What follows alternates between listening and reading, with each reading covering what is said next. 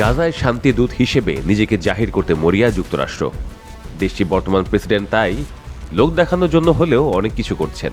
তিনি এখন গাজায় বিশেষ শান্তিরক্ষী বাহিনী পাঠাতে মরিয়া। তাই গাজায় আন্তর্জাতিক স্থিতিশীলতা বাহিনী গঠনে আলোচনা শুরু করেছে যুক্তরাষ্ট্র। এই লক্ষ্যে কাতারের রাজধানী দোহায় একটি গোপন বৈঠকের আয়োজন করা হয়েছে। বৈঠকে অংশ নিয়েছে প্রায় ৪৫টি দেশ। এর মধ্যে রয়েছে আরব, মুসলিম এবং পশ্চিমা বিশ্বের দেশগুলো।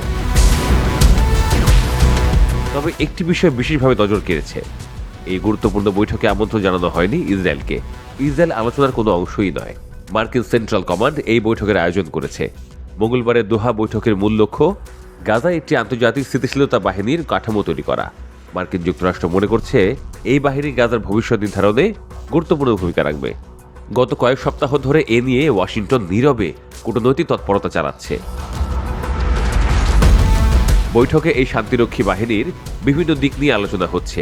কি হবে বাহিনীর কাঠামো, দায়িত্বই বা হবে কি, কোথায় মোতায়েন করা হবে সেনাদের, তারা অস্ত্র বহন করবে কিনা, আর করলেও কি ধরনের অস্ত্র ব্যবহার করা হবে, এমনকি রুলস অফ এঙ্গেজমেন্ট নিয়েও আলোচনা হচ্ছে। আরেকটি বড় প্রশ্ন উঠে এসেছে, কোন দেশ বাস্তবে সেনা পাঠাতে রাজি হবে। অনেক দেশ সমর্থন দিলেও সেনা পাঠাতে আগ্রহ কম। বেশিরভাগ দেশ অর্থনৈতিক সহযোগিতা দিতে চায়।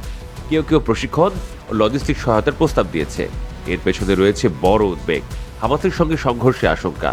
এছাড়া ভুলবশত ইসরায়েলি বাহিনীর সঙ্গে সংঘাতে জড়িয়ে পড়ার ভয়ও আছে। ইসরায়েল আলোচনায় না থাকলেও পরিস্থিতির ওপর নজর রাখছে। দোহায় বৈঠক হওয়াকে তেল আবিব কূটনৈতিকভাবে নেতিবাচক হিসেবে দেখছে, কারণ কাতারের ভূমিকার বিরোধিতা করে আসছে ইসরায়েল। তবে একটি দিক ইসরায়েলের জন্য স্বস্তির, এই বৈঠকে তুরস্ককে আমন্ত্রণ জানানো হয়নি। ইসরায়েলের আপত্তির কারণেই তুরস্ক বাদ পড়েছে বলে জানা গেছে। তবে তুরস্ক পুরোপুরি এই বাহিনীর বাইরে থাকবে কিনা তা এখনও নিশ্চিত নয়। ভবিষ্যতে তাদের যুক্ত হওয়ার সম্ভাবনা উড়িয়ে দেওয়া হয়নি। তুরস্ক আগে জানিয়েছে তারা গাজায় হাজার হাজার সেনা পাঠাতে প্রস্তুত, কিন্তু ইসরায়েল স্পষ্টভাবে জানিয়েছে তুর্কি সেনাদের তারা কোনোভাবেই মেনে নেবে না।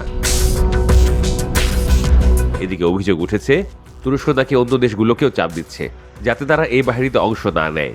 এর মাধ্যমে তুরস্ক নিজের সুযোগ বাড়াতে চাইছে বলে দাবি। এই অভিযোগ এখনও তুরস্ক অস্বীকার করেনি। সম্ভাব্য অংশগ্রহণকারী দেশগুলোর মধ্যে রয়েছে ইন্দোনেশিয়া, তারা সেনা পাঠাতে আগ্রহ প্রকাশ করেছে। ইতালি হতে পারে একমাত্র ইউরোপীয় দেশ যারা সরাসরি সেনা পাঠাতে পারে। অন্যান্য দেশ অর্থ বা প্রশিক্ষণ সহায়তায় যুক্ত হতে পারে। এখনও বাহিনী মোতায়েনের নির্দিষ্ট তারিখ ঠিক হয়নি, তবে মার্কিন কর্মকর্তারা বলছেন আগামী জানুয়ারি থেকেই প্রস্তুতি শুরু হতে পারে। প্রাথমিকভাবে সেনাদের প্রশিক্ষণ দেওয়া হতে পারে মধ্যপ্রাচ্যের তৃতীয় কোনো দেশে। পরিকল্পনা অনুযায়ী প্রথমে বাহিনী মোতায়েন হবে রাফা এলাকায়। এটি তথাকথিত ইয়েলো লাইনের ভেতরে। এই অঞ্চল এখনও ইসরায়েলের নিয়ন্ত্রণে।